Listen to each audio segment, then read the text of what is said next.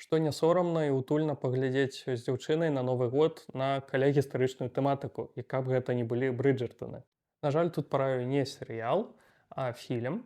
Называецца ён, як вы тут бачыце на экране, у перакладзе на расійскую.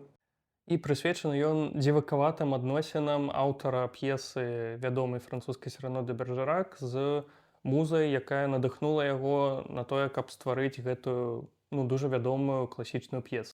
І калі гэта гучыць для вас нудна, гэта не нудна. Гэта такі вясёлы, лёгкі французскі фільм.